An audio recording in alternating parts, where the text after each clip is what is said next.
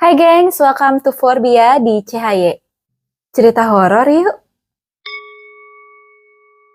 Kenalin, aku Forbia. Di channel YouTube ini aku membawakan dua segmen. Satu segmen cerita horor dan satu lagi adalah segmen sleep therapy untuk membuat tidur kita menjadi lebih berkualitas. Buat kalian yang tertarik dengan salah satunya, silakan visit ke playlist aku lalu play videonya. Thank you. Di kesempatan kali ini, aku mau membawakan cerita horor yang berdasarkan real story yang dikirim oleh netizen ke salah satu influencer favorit aku, yaitu Cici Kiki Siantar. Ini Instagramnya. Jadi aku follow Cici Kiki ini tuh udah lama banget. Nah, di tahun 2020, Cici Kiki sempat bikin kayak story gitu untuk nanyain ke followersnya apakah followersnya memiliki cerita horor atau enggak. Karena kebetulan waktu itu lagi ghost month atau lagi bulan hantu. Nah, bulan hantu itu biasanya jatuh di bulan ke-7. Ini kalau nggak salah ya, jadi correct me if I'm wrong.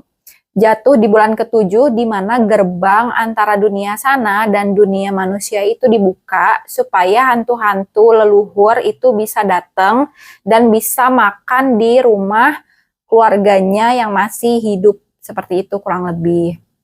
Ternyata banyak banget followersnya Cikiki yang memang memiliki cerita horor dan akhirnya Cikiki ini up di story-nya. Cerita yang udah Cikiki up ini aku screenshot waktu itu untuk menjadi konsumsi aku pribadi. Di kesempatan kali ini aku pikir aku ingin sharing juga ke kalian karena memang ternyata ceritanya tuh bagus-bagus and it's really worth sharing to you guys. Aku tetap gak akan sebutin sih nama netizennya karena takutnya mungkin kemarin gak keberatan kalau di-up di Cikiki, kalau di-up di aku takutnya keberatan. Jadi semuanya ini akan aku samarkan, tapi aku akan kasih lihat kalian bukti-bukti komenannya, biar kalian tahu kalau memang cerita ini udah di-share di Cikiki dan aku cuma bawain lagi, kayak gitu.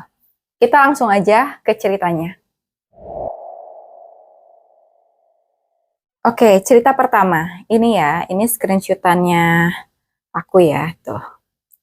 Aku mau langsung bacain aja mengenai ceritanya si Mbak Mawar, tapi aku gak langsung ceritain bulat-bulat karena biar kalian juga ngikutinnya enak. Jadi cerita ini itu diberikan oleh atau ditulis oleh dari salah satu akun yang aku samarkan di sini. Nama akunnya adalah akunnya Mbak Mawar. Nah, Mbak Mawar ini memiliki nenek. Anggap saja nama neneknya itu Nenek Tina. Nah, Nenek Tina punya kakak namanya Nenek Tini. Nah, tiap kali si Nenek Tini ini sakit, jadi mau dia ke rumah, terutama ini pas di rumah sakit ya, jadi tiap kali si Nenek Tini sakit dan dirawat di rumah sakit, pasti orang sebelah dia, atau misalkan kamarnya kamar VIP nih, berarti yang di kamar sebelah dia pasti meninggal. Dan tiap kali orang di sebelahnya itu meninggal, Nenek Tini ini selalu kembali menjadi segar, sehat, dan bugar. Seperti itu. Dan itu tuh udah terjadi berkali-kali, tapi keluarganya tetap aja nggak ngeh kalau misalkan ada hal yang berbeda dari tubuhnya Nenek Tini ini. Namun suatu hari Nenek Tini ini akhirnya sekarat dan dirawat di rumah.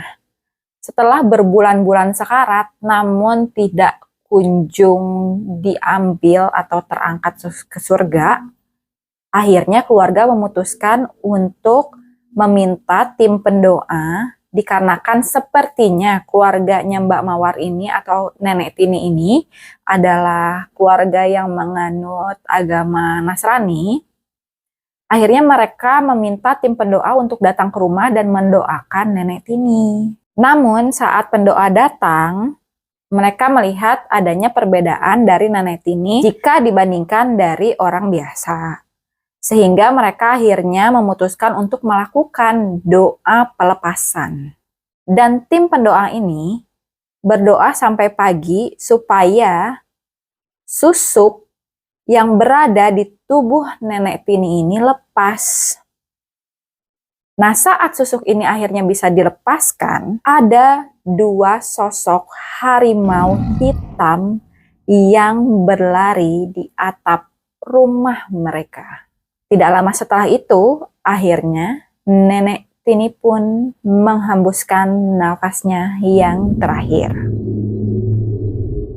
Selidik punya selidik, ternyata susuk yang di dalam tubuh Nenek Tini ini bukan Nenek Tini sendiri yang memasangnya. Maksudnya di sini bukan Nenek Tini sendiri dengan intensinya pergi ke orang pintar untuk dipasangi susuk, melainkan orang tua dari Nenek Tini yang memasangkannya ke tubuh Nenek Tini. Karena waktu itu adalah zaman penjajahan, sehingga orang tua Nenek Tini berpikir supaya anaknya tetap safe atau tetap aman, makanya mereka pergi ke orang pintar dan meminta bantuan orang pintar tersebut untuk memasangkan susuknya ke Nenek Tini. Itu adalah satu cerita yang di-share sama Mbak Mawar. Di cerita pertama yang dibagikan oleh Mbak Mawar ini, aku belajar bahwa ternyata susuk itu bisa dipasang meskipun bukan dengan kehendak sendiri, ternyata kehendak orang lain pun bisa membuat kita dipasang susuknya. Kalian paham gak maksud aku ya? Jadi kan aku pikir itu biasanya kita datang ke orang pintar terus aku mau pasang susuk biar aku nambah apa-apa gitu. Aku pikir harus dari kitanya gitu loh yang punya niat. Ternyata si Nenek Tini ini yang punya niat kan orang tuanya. Tapi dia ikut-ikut aja, namanya juga anak kecil kali ya. Atau anak-anak lah, ya udahlah ikut keputusan orang tua. Cuman kan kasihan ya si Nenek Tini ini jadi susah meninggalnya kayak gitu. Oke. Ini si Mbak Mawar ceritain juga cerita kedua ya. Jadi aku mau langsung ke cerita kedua. Oke, cerita keduanya adalah, jadi kakek buyutnya Mbak Mawar atau papahnya Nenek Tini, ini adalah tentara Belanda. Oh, blasteran Mbak Mawar ya? Cakep dong. Kakek buyutku ini tentara Belanda. Sorry. Orang Belanda loh, orang Belanda percaya sama kayak gini-gini. Oh, mungkin karena udah lama kali ya. Oke, kita langsung aja deh ya. Ini aku rada kaget sih dengan fakta bahwa kakek buyutnya itu tentara Belanda. Ternyata bule percaya kayak gini-gini, gengs. Oke, lanjut. Jadi papahnya Nenek Tini ini adalah seorang tentara Belanda. Pada waktu Jepang menjajah Indonesia, tentunya tentara Belanda itu kan didorong untuk pergi dari bumi Nusantara. Kakeknya Mbak Mawar ini udah ditikam, ditembak, dihajar kali ya, tapi tidak mati-mati. Sehingga ini membuat keheranan tentara Jepang. Dan juga tentunya membuat jengkel tentara Jepang karena kenapa tentara Belanda ini tidak bisa dikalahkan. Sampai akhirnya tentara Jepang bersekongkol untuk mengancam papahnya Nenek Tini. Kalau misalkan dia tidak memberitahukan kelemahannya ada di mana, maka anak-anaknya papahnya Nenek Tini akan dibunuh oleh tentara Jepang. Nah, supaya anak-anaknya ini tetap safe, akhirnya papahnya Nenek Tini ini mau tidak mau memberitahukan apa yang menjadi kelemahannya kepada tentara Jepang.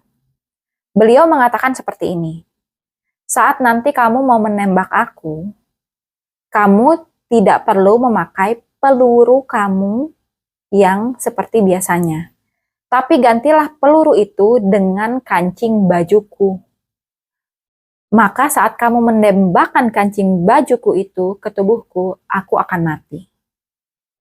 Sebenarnya ini kayak gak make sense ya. Tentunya kita akan mati saat kita ditembak oleh peluru. Sedangkan kancing ditembakkan, apakah kita bakal mati? Tapi anehnya, saat peluru tentara Jepang ini digantikan oleh kancing baju si kakek, atau papahnya Nenek Tini, papahnya Nenek Tini pun sontak langsung meninggal. Mungkin bagi teman-teman yang memahami cara kerjanya seperti apa, kalian tolong komen, karena ini cukup menarik juga buat aku. apa ada kaitannya kancing baju ini sama ilmunya si kakek, atau kancing baju siapapun itu bisa dipakai. Ini aku agak penasaran sih. Buat kalian tolong komen di bawah. Thank you. Buat Mbak Mawar juga ini ceritanya kayak menurut aku bagus banget. Tapi aku kembalikan lagi ya ke teman-teman, mau percaya atau nggak percaya, mau bilang ini ceritanya sepertinya dibuat-buat, itu semua aku kembalikan lagi ke teman-teman. Tapi menurutku agak kurang bijak rasanya kalau misalkan aku bilang ini 100% mengada-ngada. Karena cukup genuine ya dari cara penulisannya, jadi terasa cukup otentik. Dan aku sendiri memang sudah pernah mengalami hal-hal supranatural, jadi aku mencoba supaya aku nggak easy to judge mengenai cerita-cerita seperti ini. Oke, aku rasa cerita yang aku sampaikan di video ini itu dulu satu, karena sisanya ternyata story-nya lumayan panjang-panjang, dan aku rasa ini gak akan cukup deh, di satu video pasti durasinya bakal panjang banget. Aku harap aku bisa sampein cerita-ceritanya ini buat nemenin kalian ngabuburit, meskipun cerita aku mungkin gak seserem cerita yang lainnya, YouTuber-YouTuber yang udah senior, tapi aku harap cerita aku bisa menemani kalian saat kalian kebosanan. Dan cerita aku kan lumayan singkat, jadi mungkin bisa jadi cemilan kalian di saat sebelum kalian prepare yourself for another more horror story. Sekian cerita dari aku. Kalau kalian punya cerita horor yang pengen aku ceritakan ulang di channel ini, silahkan share aja. Kalian bisa kasih tahu di kolom komentar atau mungkin bisa DM. Dan kalau kalian suka video ini silahkan like. Jangan lupa di subscribe supaya gak ketinggalan. Thank you semuanya. Bye-bye.